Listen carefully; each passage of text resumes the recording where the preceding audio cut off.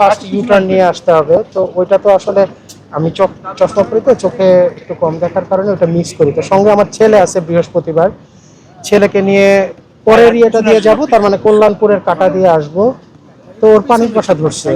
আমি যে ইয়েটা আছে দারুসালাম টাওয়ারের সামনে অস্থায়ীভাবে ওই যে বাক্স নিয়ে বসে যে পানি টানি বিক্রি করে, ওইখান থেকে পানি কিনে দিয়ে ওকে আমি মোটরসাইকেলে ওঠার সাথে সাথেই আমার এখানে খুব জোরে চাপ দিল, শক্ত লাগলো। তো আমি তো এমনিতেই খুব ভয় পেয়ে গেলাম, কারণ রাতের বেলা লোকজন কম। আমি পিছনে তাকায় দেখি মাহরুসের পিছনে একজন, মাহরুস হচ্ছে আমার ছেলে।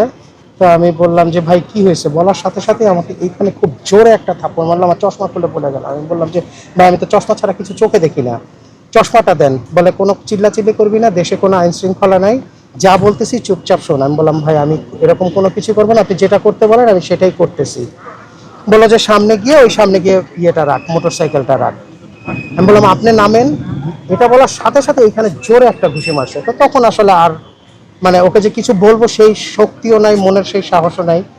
তো এখানে একটা মসজিদ আছে দারুসালাম টাওয়ারের পাশেই, সেখানে মসজিদের এখানে মোটরসাইকেলটা রেখে ওরা 5-6 জন ছিল। আমাকে আরেকটু সামনে কল্যাণপুরের ওদিকে নিয়ে গিয়ে হাতের বাম দিকে একটা গলিতে নিয়ে গেল। সেই গলিতে একটা খুব পুরনো বিল্ডিং, ওই পুরনো বিল্ডিং এর চাবি ওদের কাছেই ছিল, কারণ ওরা চাবি খুলেই আমাদেরকে ধরে নিয়ে গেল আর কি। নিয়ে যাওয়ার পরে উপরে 5 কি 6 তলা, মানে এখনো ওইভাবে মনে করতে পারতেছি না, এরকমই হবে 5-6 তলা।